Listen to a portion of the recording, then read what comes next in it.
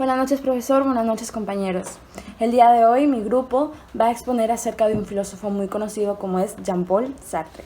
Jean-Paul es un filósofo francés, el cual desde un principio y hasta los últimos días de su vida nunca creyó en Dios.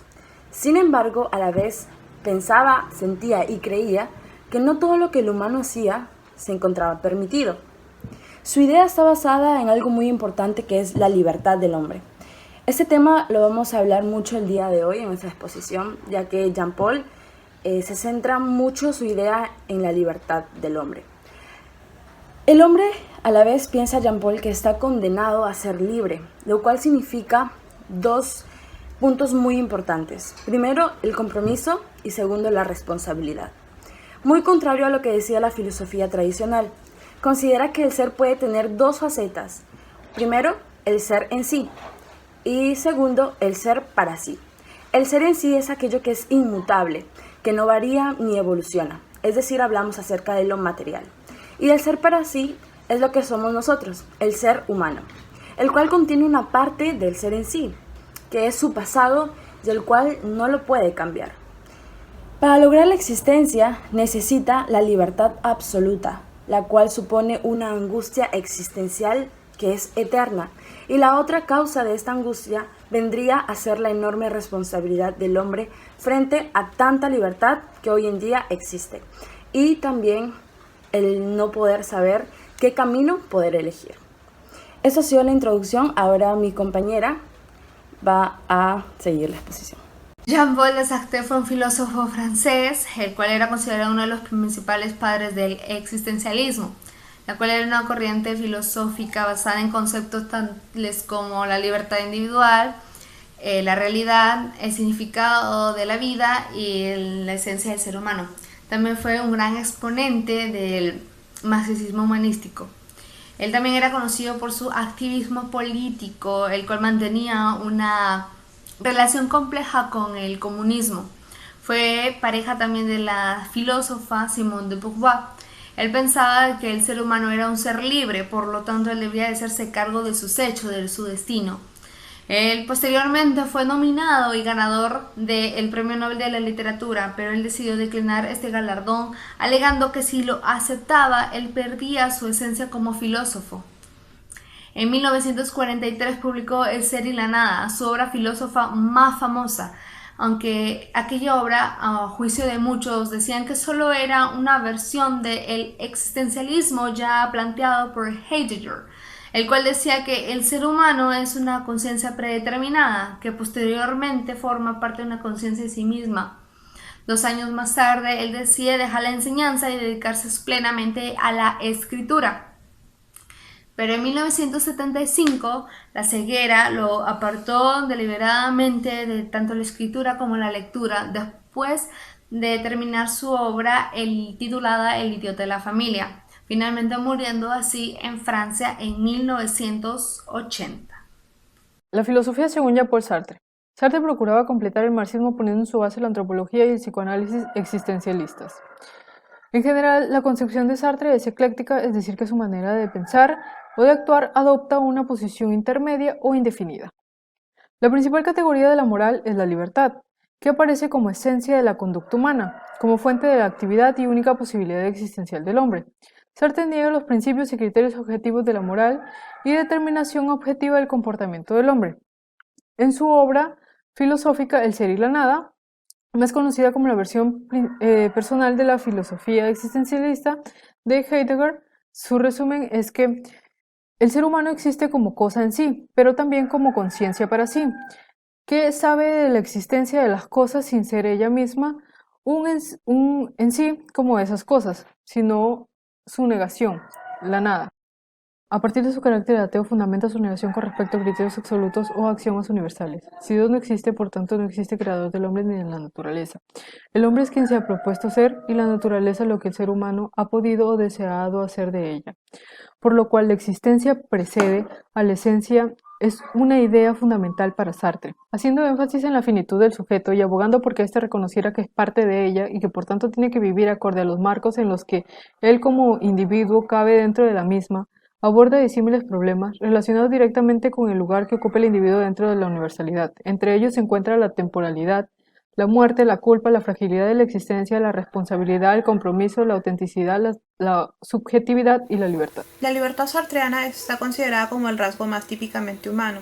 Para Sartre, la esencia es quien precede a la existencia, pero esto solo aplicado en lo que vendrían a ser aspectos materiales y cosas que carecen de vida.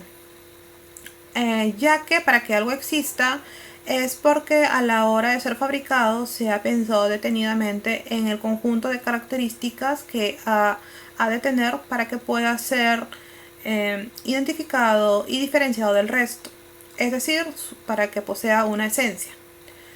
Sin embargo, para Sartre, la libertad del sujeto es algo más que se desprende de la idea del ateísmo.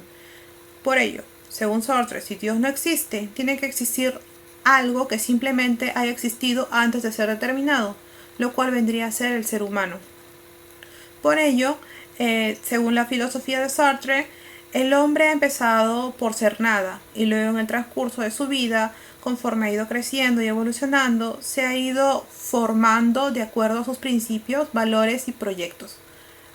Según Sartre, nuestra libertad es la que nos conduce a ser quienes somos, y no por el contrario el hecho de pertenecer a algún grupo social o el género.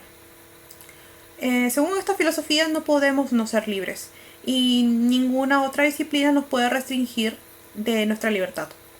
Por lo tanto, la libertad sartreana no es la posibilidad del ser humano, sino la condición del mismo.